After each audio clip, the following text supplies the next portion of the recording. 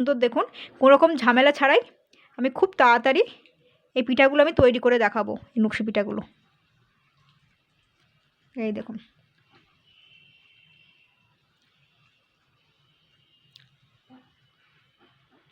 এই দেখুন বন্ধুরা, কতটা সুন্দর দেখুন পিঠাগুলো।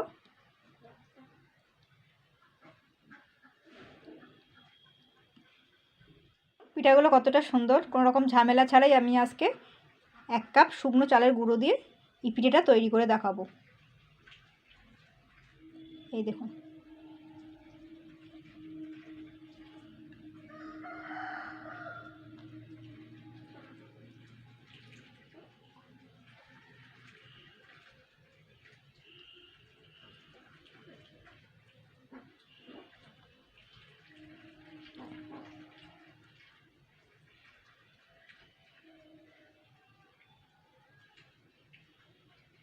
এই দেখুন বন্ধুরা, পিঠাগুলো কতটা সুন্দর।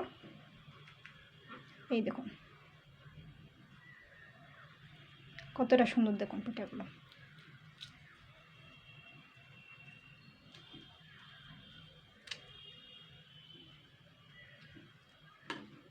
এই দেখুন,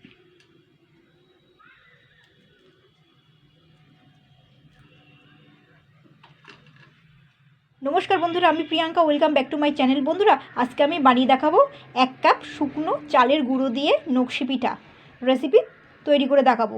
তো এখানে কিন্তু আমি 1 কাপ শুকনো চালের গুঁড়ো নিয়েছি। তো আপনারা চাইলে 2 কাপ চালের গুঁড়ো নিয়েও করতে পারে।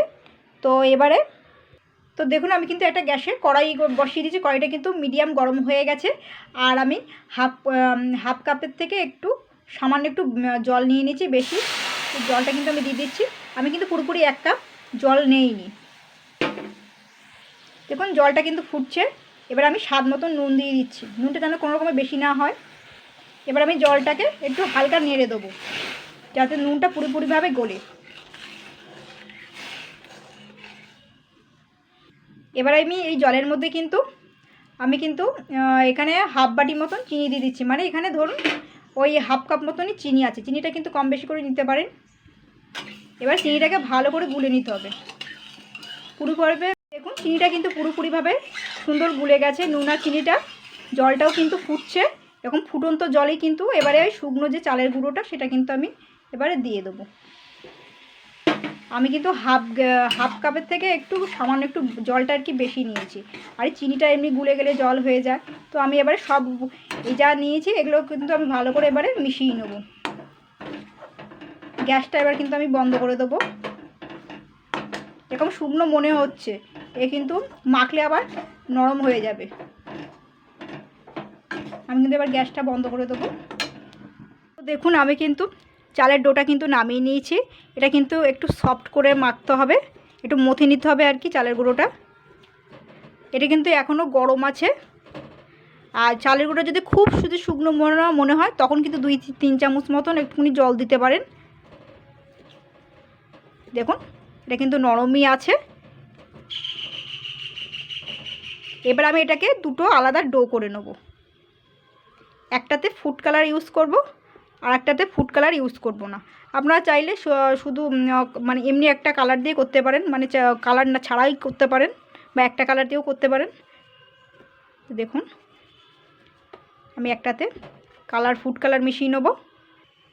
তো দেখুন আমি ডাস্ট পাউডারটা একটুখানি সামান্য একটু জল দিয়ে কিন্তু গুলে নিয়েছি। আমি এখানে একটু অরেঞ্জ কালার মেশাবো। আপনারা চাইলে অন্য কালারও মেশাতে পারেন। তো আমি এটাকে দিয়ে সুন্দর করে মিশিয়ে নেবো, কিন্তু মেখে নেবো আর কি।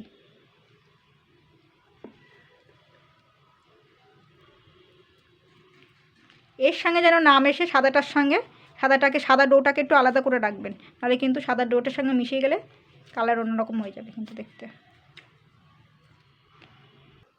তো দেখুন আমি কিন্তু এই কালারটা কিন্তু আমি করে নিয়েছি। দেখুন এখানে একটা চাকি আর এখানে একটা কিন্তু বেলুন নিয়ে নিয়েছি, যেগুলো রুটির ছাকার থাকে। তো এখানে আমি একটু চাটুর উপরে তেল মাখিয়ে নিচ্ছি ভালো করে।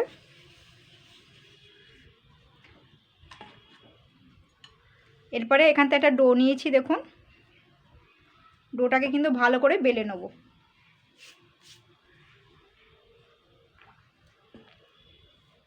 রুটির মতন করে বেলে, রুটির মতন মানে করে বেলে নেবো, গোল করে হোক চৌকো করে হোক, কিন্তু রুটির মতো অত পাতলা হবে না, কিন্তু একটু মোটা থাকবে।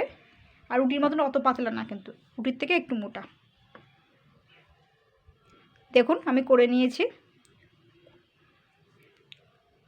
রুটির থেকে কিন্তু একটু মোটা হবে। এবারে দেখুন আমি কিন্তু এই কুকি কাটারগুলো নিয়ে নিয়েছি খুব সহজে নকশি পিঠা করার জন্য। এরকম ধরনের কুকি কাটার কিন্তু অনলাইনে পেয়ে যাবেন। এখান থেকে আমি এটা কেটে নেবো, শেপ তুলে নেবো। এই দেখুন উঠে এসছে, তো এটা সাইড করে রাখলাম। দেখুন এই একটা ডিজাইন কেটে নিচ্ছি।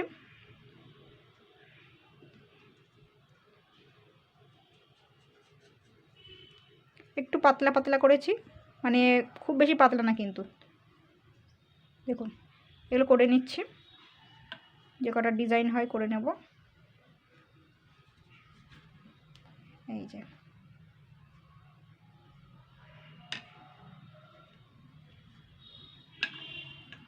এটাকে আমি আবার দলা পাকিয়ে নিয়ে গোল করে নিয়ে আমি আবার একটা শেপ তুলে নিতে পারবো ওখানে। হ্যাঁ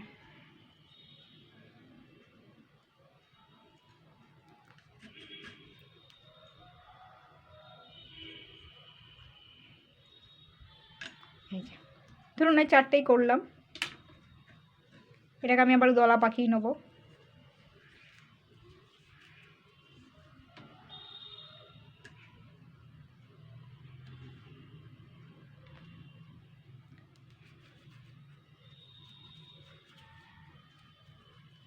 আমি কিন্তু আবার গোল করে নেবো, এটাকে বেলে নেবো। দেখুন আমি কিন্তু আবার একটু বেলে নিলাম। এবার আমি এইটা দিয়ে ছাপ তুলে নেবো। দেখুন আস্তে করে তুলতে হবে, বেঁকে যাচ্ছে। এই তো ছাপ উঠে গেল। তো এবার দেখুন হালকা করে প্রেস করলে বেরিয়ে যাবে। এই দেখুন বেরিয়ে গেছে। এই দেখুন জাস্ট এইটা এখানে একটুখানি হালকা জল দিয়ে নিতে হবে, দিয়ে একটুখানি জুড়ে দিতে হবে, তাহলে কি বলুন তো ছাড়াবে না ভাজার সময়। দেখুন এরকম আমি সেম করে নেব।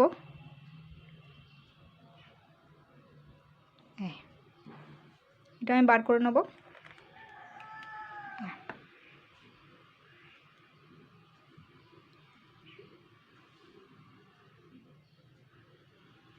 দেখুন আমি এইগুলো আর কি করে নেবো, ঠিক আছে, যে কটা হয় সেটা করে নেব। তো দেখুন ওটা কিন্তু হয়ে গেছে। এবার আমি সাদাটা বেলে নেব। আপনাদের পছন্দ মতনও ডিজাইন করতে পারেন। এটা আমি বেলে নেব, একটু তেল দিয়ে নিতে পারেন। আমি আরেকটু রিফাইন্ড অয়েল তেল দিয়ে বেলে নেব। দেখুন মোটামুটি আমি একটা বেলে নিয়েছি। এইবারে এই কুকি কাটার দিয়ে কিন্তু আমি আবারও কেটে নেব।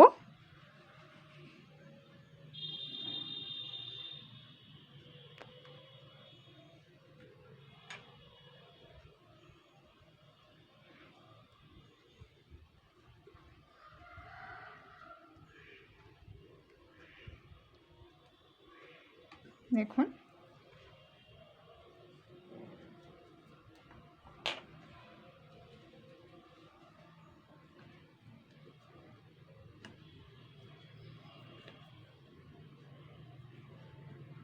আমি সাদাটাকে আমি আবার দলা পাকিয়ে নেব, যতটুকু ডো থাকবে ততটুকু দিয়ে আমি করার চেষ্টা করব। তো দেখুন আমি কিন্তু সবগুলো এই ফুল কিন্তু আমি আটকে নিয়েছি জল দিয়ে একটুকুনি। এবার আমি এর মধ্যেখানেও একটু জল দিয়ে দিয়ে একটা করে ডিজাইন আবার একটু বসিয়ে দেবো। আমি সাদাটা দিয়ে বসাচ্ছি। দেখুন ফুলের মতন লাগছে। এই দেখুন হালকা জল দিয়ে কিন্তু বসিয়ে দিলাম। এই দেখুন এটা আমি বসিয়ে দিচ্ছি, জল দিয়ে দিলাম এর উপরটা। দেখুন আমি কিন্তু এই সাদা রঙের অংশটা কিন্তু আমি বল বল করে নিই, যেটুকু আর কি বাকি ছিল। আমি তো আর ফেলে দিচ্ছি না।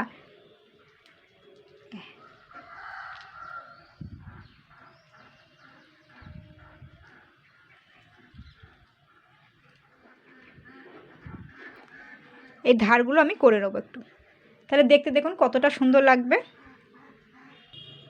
তো দেখুন আমি কিন্তু ডিজাইনগুলো সুন্দর করে করে নিয়েছি, কতটা সুন্দর লাগছে দেখুন। আমি সেমভাবে কিন্তু আরেকটাও করে নেব, এটাও করে নেব কিছুটা।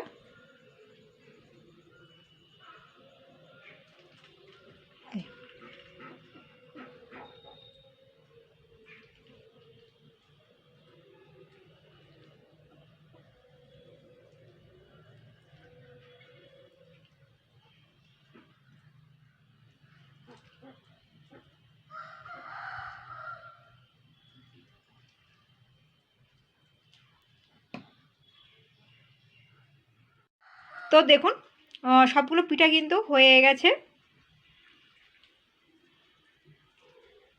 তেল আমি এখানে কিন্তু খুবই সামান্য পরিমাণে তেল দিয়েছি, আর এই তেলটা আপনারা চাইলে বেশি করে দিতে পারেন, খুবই সামান্য তেল দিয়েছি। তো এই দেখুন এই পিঠাগুলো এখান থেকে একটা করে নেব, জাস্ট 1-2 মিনিট করে ভেজে নেব হালকা করে, যেহেতু এটা কিন্তু সেদ্ধই আছে চালের গুঁড়োটা। জাস্ট 1-2 মিনিট করে এপিট ওপিট করে নেব। আমি বেশি দেবো না, যেহেতু তেলটা অল্প রয়েছে, গায়ে গায়ে করে দেবো না। দেখুন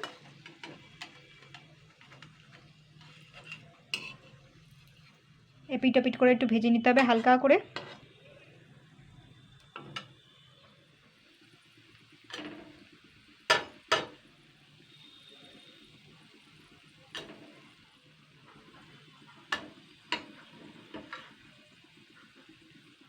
পিঠাগুলো কিন্তু সবগুলোই ভাজা হয়ে গেছে, আর চিনির রসে কিন্তু ডোবানোর কোনো দরকারই নেই, যেহেতু আমি আগে থেকে চিনি দিয়ে রেখেছিলাম, চিনি দিয়ে মেখেছিলাম। তো বন্ধুরা এইভাবে ট্রাই করবেন, এই কিন্তু হামেশাই কিন্তু 4-5 দিন এমনি নর্মাল জায়গায় রেখেই খেতে পারবেন। আর যদি মনে করেন ফ্রিজে রাখবেন, সেটাও রেখে রাখতে পারেন 10-12 দিন।